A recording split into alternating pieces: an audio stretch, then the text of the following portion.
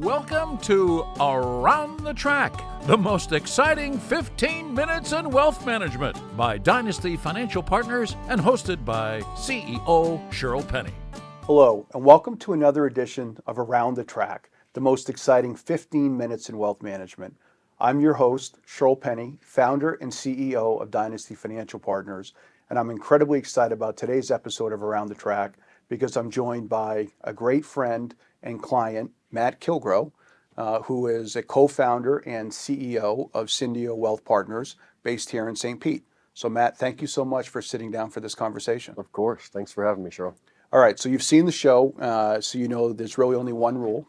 We have 8 rapid-fire questions, each one representing 1 furlong and a mile around the virtual track, and we're going to try to make our way around together in less than 15 minutes. You think you're up for it? Sounds good. All right, let's go. So how you break from the gate matters a lot. So let me just give you a nice softball question here, right? So you just crossed 4 years. Congratulations with Cyndeo. Things are going terrific. Tell us a little bit about the business, a little bit about your career, and what has you super excited to fly out of the bed every morning. Sure, thanks. Well, we as you said, we just crossed 4 years, and it's been a terrific ride. Cyndeo Wealth Partners, Matt Kilgroe, President and CEO. I just a little bit about my career. I was hired at Merrill Lynch back in 1991 and spent 21 great years there. Really initially building a clientele, and then eventually building a team and a business. In 2012, the team and I left Merrill Lynch and we went to UBS. We spent 8 great years, successful and fun years at UBS, but after about 8 years, we knew that it was probably time for us to look at going independent. It was something that we had thought about as a team for some time. Met Dynasty and yourself in 2019 and launched. I always look back on it in 2020. We were in the middle of a pandemic. Yeah. We launched, and really, I'm very proud in a non-protocol, non-electronic transition. We moved over $1 billion in 60 days. So very proud of that and the entire team. As for myself, what gets me out of bed and gets me fired up about the position and the role and the career has always been the variety of what we get to do as advisors. I truly enjoy spending time with clients, and that's probably the biggest piece. But the other piece is that no one day is ever the same, and whether it's working with clients or working with the people at Cyndeo. At this point in my career, working as somewhat of a mentor and helping grow and develop other careers, if you will, that's really what gets me excited. And you just never know what's gonna come. But we look at it as a very positive experience and have had a lot of fun with it. Look, as you just mentioned, you launched the business in the middle of the pandemic, and you launched with a little over $1 billion, and as of recently, you just crossed $2 billion. So congratulations on that as well. So remarkable success story under any circumstances, let alone the one that you and your team faced. As you reflect on that journey, what are some words or things that come to mind in terms of how you might describe yourself now as an entrepreneur or as a leader? Yeah, for me, it's pretty simple. I try to lead by example, and I know that as the enterprise grows, we have 23 people at Cyndeo today. As the enterprise grows, that may become more and more difficult, but that's really all I've known. I try to approach my leadership style as one that I try to lead by example. I try to put in the work, and one of the biggest things for me is I don't ever want anyone at Cyndeo to feel like they're working harder than I am, or that they're more committed to what we're trying to accomplish. And I think that over time, that will probably have to shift and change because everyone can't be around or see me at all times. But one of the biggest things for me is really making sure that people know that I'm there, I'm present, and I'm working at this just as much as they are. Yeah. Look, it's a complicated time to lead over the last 4 years. It has been. and challenging certainly at times in terms of servicing your clients. But as maybe looking a little more broadly, Matt, what have you learned about yourself or about the team? What maybe has surprised you over the last couple of years? Yeah. I think, when I think about the strengths and or weaknesses at Cyndeo, probably the biggest thing is the multi-generational part of our team and our business. The oldest person at Cyndeo is 69 years old. The youngest person is 26, not including the interns that are still in college. And I really see that as a tremendous strength. It allows us to meet clients where they're at, understand the situations that they're going through, because our business is a relationship business, and if you can meet people where they're at in terms of the clientele, I think it's really strong. And so we have a number of very successful people up and down the continuum in every position. We've got a younger crew that's working with athletes and entertainers. We've got some of the middle-aged to older people that are working with business owners and private equity events and things of that sort. And so I think that multi-generational piece is really important at Cyndeo. I would also say, though, that it can be a little bit of a weakness in that the younger generation is still coming along, right? And they're learning, and that puts it on us, the older generation, to help with the education. This business, I think, has done a good job of training in terms of the analytical part of things. I'm not sure we've done a tremendous job in terms of teaching where business comes from. And so that's one of the pieces that I think we're really trying to focus on at Cyndeo, is making sure that we're doing both. Yeah, there's some things in life, there's just no substitute for experience, right? And just being out there and meeting with clients and that human empathy as they deal with major life events, it's hard to replicate that experience until advisors have it. So look, one of the things that's great about you being local is from time to time we get a chance to go out and grab dinner together. And one of the things I really enjoy when we do that is talking about the industry, right? I know you're a student of the industry. You pick the time frame. If it's 3, 4, 5 years out, what are some things that could be challenges that you see facing the industry, and or what are some opportunities that you're excited about? Yeah. I'll give you two, and I think the first one's a little bit probably longer term, and the next one is short to medium term. The first one is AI, and I think that, as with every business out there today, we have to figure this out, Yeah. right? We talk about our business being a relationship business, and it is, and I think it will always be a relationship-oriented business. And you might think that, well, how does AI come into play? I'm not going to have an artificial Matt sitting here, or an artificial Shirl, or maybe they will at some point, but not quite yet. Yeah.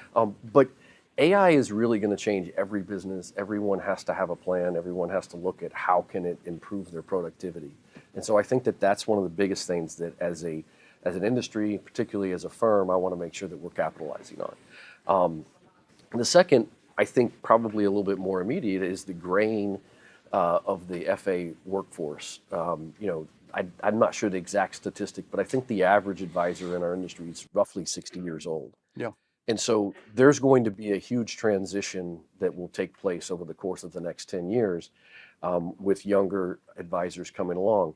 I think we've done a poor job in terms of numbers of bringing along young advisors. And so that's one of the things that's an opportunity for us. But as I mentioned before, I think teaching them both how to do the business, but then also how to find the business and bring it in is really important. And so those are two things that I look at in the industry that are really important. Yeah. So let's talk a little more about leadership, which is another thing that I know you and I like to speak about.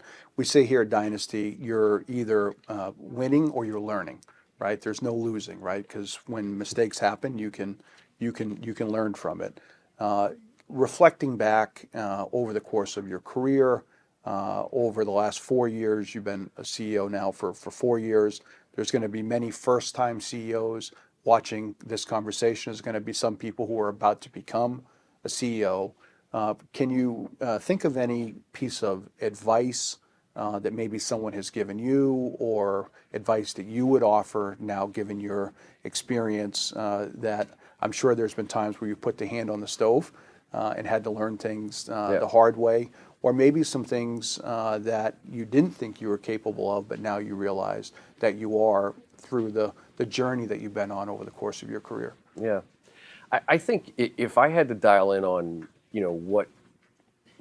let me say this, the failures are too long to list, so I won't go into the failures, but from a standpoint of what we've had and what I've done successfully, I think it's all about the relationships. The relationships have driven my entire career, and I've just been super fortunate to have clients who have been with me, in some cases, since the early 90s, almost since I started in the business, that are still with me. And now I'm working with the second and the third generations, and that's just super rewarding.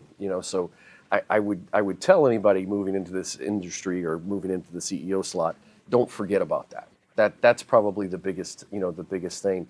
In addition to the clients, I've been so fortunate in the relationships that I've had with my partners and my team over the years. Pete Francis has been with me for 20 years, and some of the other gentlemen have been there for a long time as well. That's been really fortunate, and I take a lot of pride and a lot of pleasure in having those strong relationships. Another one that I always like to talk about is Ryan Quinty, who is on our team, one of our partners, and was with us from launch. His father is the one that hired me to Merrill Lynch in 1991. Wow. So there's just a lot of continuity in the relationships that I've been able to build over the course of a career, and I think that's something that anybody moving into this slot as a CEO or an advisor in general, stay focused on that and treasure those, because those are really important. Yeah. So look, you're born and raised St. Pete, and I've been here now coming up on 6 years. I can't imagine the amount of change that you've seen here over the course of your life, just in light of what we've seen over the last 6 years. But your headquarters is here. It's actually in the same building right. that we're in at Dynasty, which is awesome, again, because we have that proximity. But I also know that you have ambition to grow more broadly within the region. You're now starting to open offices in other locations. And I know that when you think about growth, you think about adding new clients, you think about adding more value-added services for your current clients, and you also think about it in terms of adding other advisors selectively that fit your culture into Cyndeo. But can you take a moment and just talk about where you see growth coming from, how and where it might be? Yeah. I think first and foremost, our charge is really to take care of the clients, right? And to continue to take care of the clients the way we always have, but then to also look for new opportunities in terms of things that we can do for them. How can we make their lives easier? How can we provide solutions, in their world? So I think that's point number one. And then follow on those two, there's organic growth and inorganic growth. On the organic side, I'm really excited. I mean, we are very fortunate to be in St. Petersburg, where it is a growing economy. And so we see a lot of new people moving in. We also see people who have lived here for a long time entering different phases of life, and that often presents opportunities for us as well. But we feel like we can grow 10 to 15% a year just on an organic basis, not including market movements. So that's something we really believe we can do. On the inorganic side, we have added a handful of advisors to Cyndeo since we launched. And we see that as one of the growth engines, but we also see it kind of combining with the organic, because we find the opportunities that come to us often. We could use new talent to help with that growth and help with that, continuing that with Cyndeo. The kind of advisors that we're looking for are people who fit our culture, who want to grow, but want to be part of something special, and don't want to be, I don't see us trying to be this national brand, although certainly that nothing's out of the question. Yeah. But we're going to start in the I-4 corridor first, and that's really where our focus is going to be. But that having been said, we have clients in 40 states, so we will continue to have our eyes open and look for opportunities for growth on the inorganic side all over the place. Yeah. One of the things I really enjoy hearing when I spend time with some of the other advisors that have joined Cyndeo is they say they have never grown faster than they are right now, which I hope is a little bit of compliment to Dynasty in terms of the middle and back office support. But what they love is that you guys take everything off their plate. So all they have to do is spend time with their clients, taking great care of their clients, and being able to go out and get new ones. So they tend to be very, very complimentary. All right, we're rounding for home. We're headed into the stretch. You don't seem too tired. I think you're okay to finish up here. We got it. So we're talking about clients, and again, I know you personally quite well, and whenever we're together, inevitably you start bragging about client relationships, and not in terms of what you're doing for them, but just what they're doing, their families, their philanthropy. I mean, you truly, like so many great advisors, care deeply and passionately about your clients and those relationships.